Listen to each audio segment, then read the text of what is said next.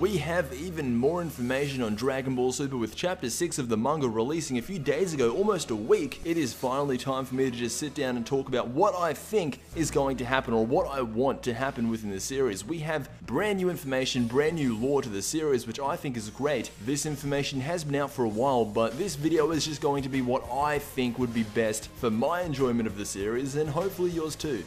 One of the many things that we have more detail on is the Super Dragon Balls. And if I'm being honest, out of all the new information that we just got, the Super Dragon Balls are undeniably my favorite. And that's mainly for one reason.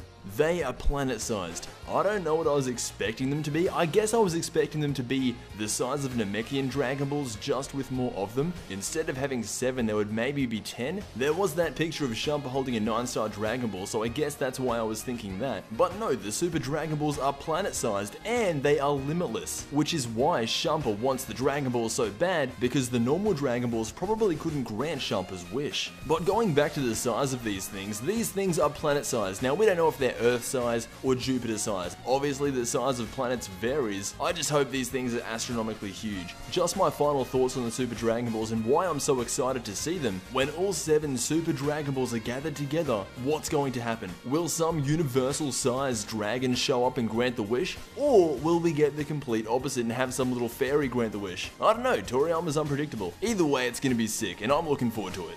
We also got information on a new character called Zuno, who is apparently an all-knowing being in the universe, and as of right now I don't really care about him. He could be cool, but maybe for another time. Let's talk about everybody's favorite part of this chapter, which is the Universal Tournament. Beerus has officially picked his 5 fighters, and those fighters are Goku, Vegeta, Piccolo, Majin Buu, I want to come back to that, and a mysterious warrior that Beerus has fought in the past. Surprisingly, we don't have Gohan. To be honest, I'm totally fine with that. I do think Gohan is going to get his moment later on in the series if they continue after the Universe 6 arc, but onto the characters that actually got selected. Goku and Vegeta were a given, however Piccolo and Majin Buu were the perfect choices because they are 2 different races that aren't Saiyan. You have a Namekian and then you have a Majin. And then on top of that you have another mysterious being that Beerus fought in the past, and who knows what race he's going to be. So Beerus and Whis are going to be the trainers of the Universe 7 team. What that means is Majin Buu and Piccolo are now going to be training under Whis, and that makes me curious. Will Majin Buu and Piccolo receive God Ki? I personally don't think so because it took Vegeta around 6 months to gain God Ki by training with Whis, so who knows? Now my final thing with this chapter. Under Vegeta's request, there will be no stupid people, for lack of a better word, in this tournament. He doesn't want to deal with any barbaric fighters with no brains, so to ensure this, there will actually be a test. Not just any test, this test is a written test. Now this is great. I have no worry with Piccolo or Vegeta passing the test, or even Goku, because Goku does have a minor education, but Majin Buu, how is he going to pass the test? This is a serious concern. Unless he absorbs someone to gain the intelligence, I don't see him passing the test, but I do think that'll figure itself out. My biggest wish, now that we're seeing Majin Buu getting some action, I want to see Majin Buu revert into a different form. I'm not talking about Majin Buu reverting into a different form entirely, because technically he can't. He was shown at the end of Z to be in his Fat Buu form. However, could you imagine if someone like Majin Buu absorbed Beerus just for the tournament to gain the power to win? Maybe Beerus is a bad example. Let's just say for the sake of it, if he absorbed Gohan, which I don't think is going to happen, but if he did, he would be able to interact with guys like Piccolo, Goku, or even Vegeta.